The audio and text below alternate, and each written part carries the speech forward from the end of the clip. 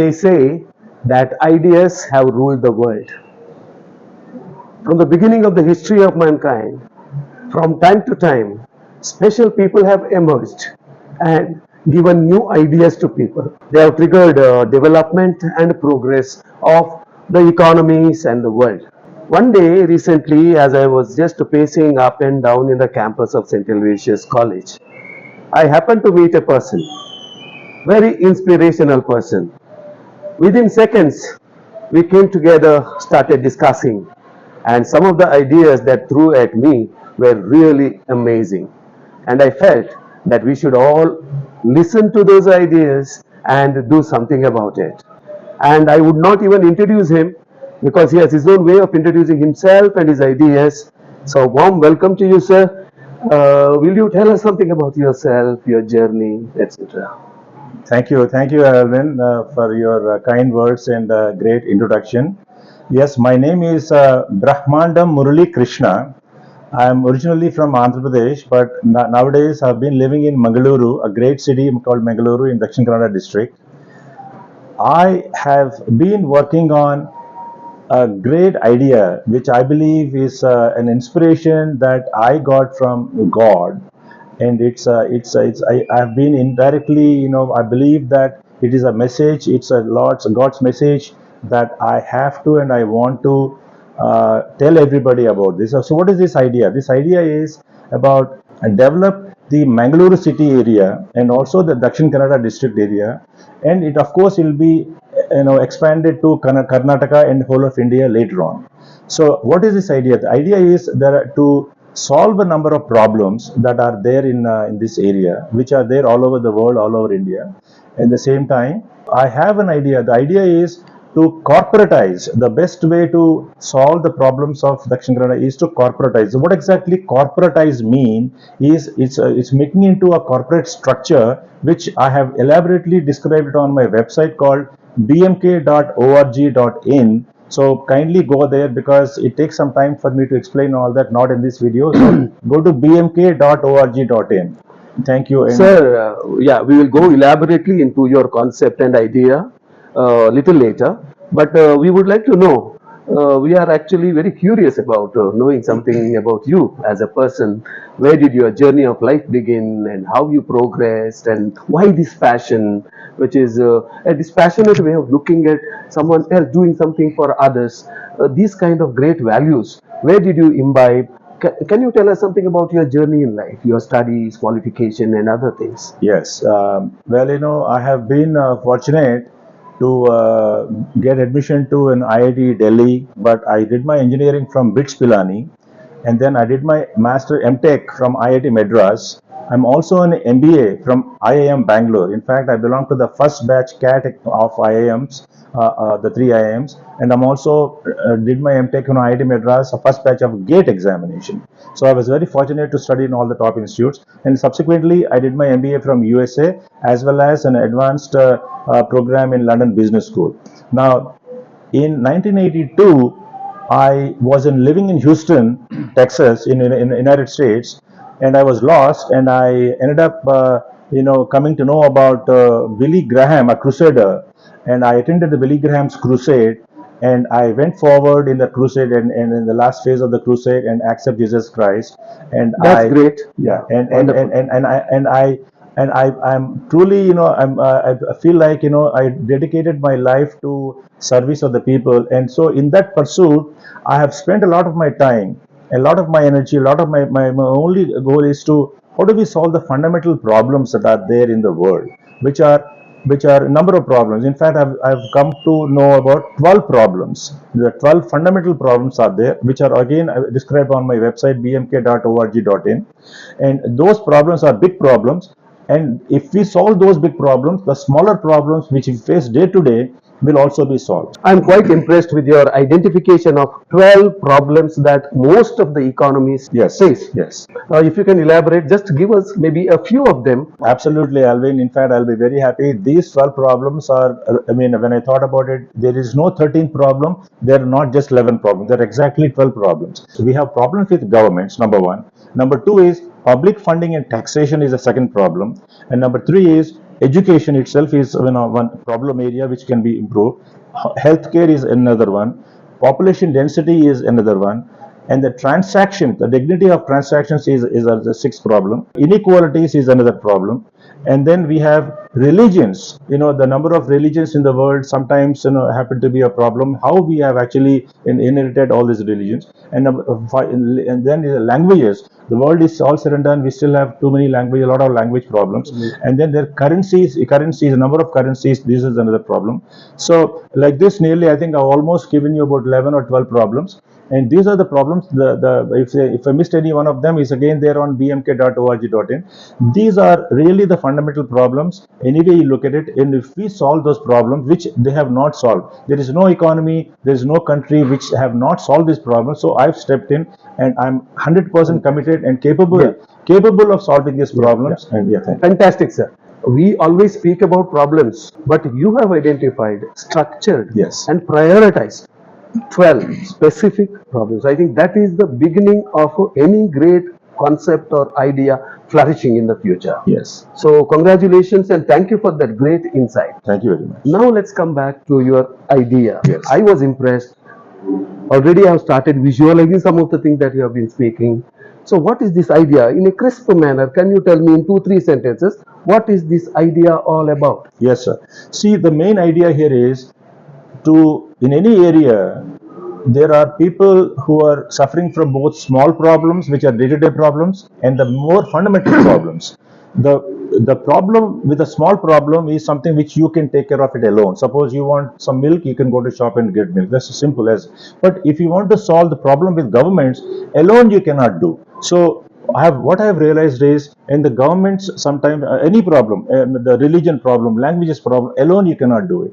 It requires, what I have understood is that it requires a lot more people. So one of the reasons why I have decided to talk to you people is about that most of you, a large number of you, have to come forward and join this movement to solve this problem together. Only when we are together in a large numbers, we can solve this problem. For example, you take any problem which I mentioned, for example, a languages problem. For us to have a more unified language, a smaller number of languages, and easier to communicate from. For example, if I want to communicate somebody in Brazil, I don't know how to talk in Portuguese or Spanish and other languages, so it's difficult. So this is a big problem. But to solve small problems, you don't need anybody. You can do it alone. So this is a fundamental concept. And how exactly I'm going to achieve that is I take.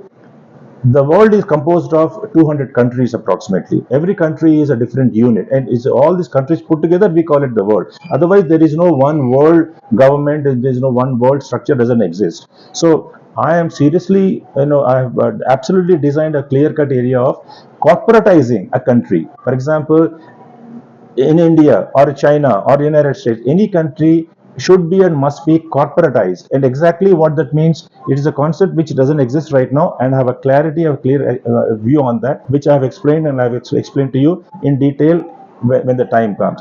Friends, most of the people who want to start some beautiful futuristic kind of an idea, they make a SWOT analysis. Did you listen to him? He has already made a SWOT analysis. He knows his strengths, he knows his challenges, he also knows his areas where he has to improve, etc. So the plan is perfectly placed.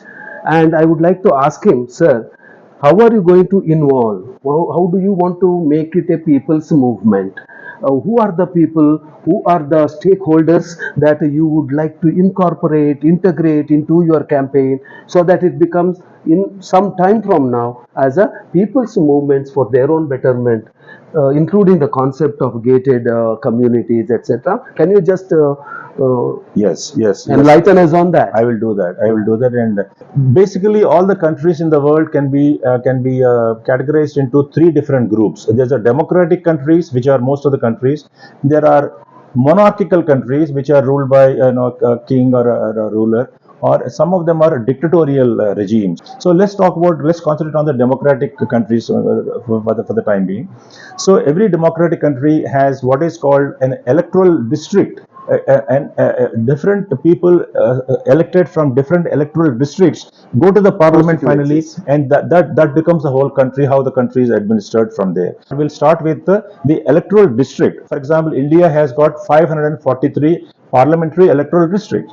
So my focus will be on, for example, where I am right now living in Dakshina Kannada. It itself is one of the 543 electoral parliamentary constituencies, a district. So my focus is on Dakshina Kannada today because I'm living here. And if I succeed in showing the good results in Dakshina Kannada, the same can be replicated in other 542 districts, electoral districts. So that is the idea here is we are definitely I want to go forward with the idea of corporatizing Dakshina Kannada district. And for this, I am definitely going to take the help of the Honorable Member of Parliament of Dakshina Kannada, the 8 MLAs and the MLCs, the Deputy Commissioner, and the Dakshina Kannada Jilla Panchayat CEO and Dakshina Kannada Commissioner of Police, and all the heads of all the local body governments which are within the Dakshina Kannada, like Gram Panchayat, Town Panchayat, Town Council Panchayat, municipal, all those entities. I'm going to work with all these people together, but ultimately we all have to go into the convergence into corporatization. What this corporatization is, it will, in a simple words, it will make Dakshin Kannada into something like a gated community like area. A gated community like area, which is, you can imagine, in India or anywhere you live, when you go inside a gated community, you feel like you're not in this world, you're in some other world. There's a swimming pool, there's a beautiful garden, there's everything which is not there anywhere. So living in a gated community is something which I believe that everybody wants to do, everybody likes to do, everybody wants to live in a good quality, high quality gated community. Okay, more or less, or not everybody, almost many people. Now, to create the entire district of Dakshin Kannada as a gated community is what my movement is all about, and it is meant for you people who live in Dakshin Kannada. So please come forward and support me and join this movement. It is meant for you. I'm only trying to do it for you. It's not for my benefit, it's for your benefit. I'm trying. Thank you so much for that. But I have a small issue. That is, let us say you are also talking about improving the living conditions of people, bridging the gap between the haves and the have-nots, the very rich and the poor, because Indian society is always kind of a very diverse, economically diverse, socially diverse, culturally diverse. So how are you going to deal with this, improving the per capita income, at the same time the GDP of a particular gated community? What are your strategies that you visualize in future to see that everybody becomes a part of this particular movement? Absolutely, and Alwyn sir just mentioned about the same problems that I explained to you before, the communal harmony, which indirectly flows into the religions and other economic and social status of different people. The difference between where we are living now and difference between a company. When you can imagine, suppose you are an employees of company. When people are working in a large company, once they enter the company atmosphere, they no longer think about what is my that status and what is my this status, religion. They're all going towards one common goal of the company. Wonderful. So similarly here in Dakshin Kannada, I'm going to create a common goal, a single common goal for all the 25 lakh population in Dakshin Kannada. What is our goal? Our goal is to make our area beautiful into a gated community like area. Number one. How do we do it? We require a lot of funding, which I know I will tell you where exactly we're going to get the funding. Number two is, and that is what is going to, and then we're going to industrialize. We're going to develop the whole area into one area where the per capita income of all these people. Because one thing that I see is that a number of young talent in Dakshin Kannada, after graduation they leave Dakshin Kannada and they're going away to Mangaluru, Dubai. That I want to prevent that. I want to make sure that they have a high earning capacity, opportunities are available within Dakshin Kannada. You mentioned about the communal harmony, per capita income, and GDP growth, and community, gated community area. I think most of my doubts and queries have been very effectively answered by sir. Everybody speaks about dreams. Like Abdul Kalam said, dream is not something that you have in your sleep, but dream is something that does not allow you to sleep, makes you restless till you achieve the goal. Here is a dreamer, and he's sharing his dream with all of us.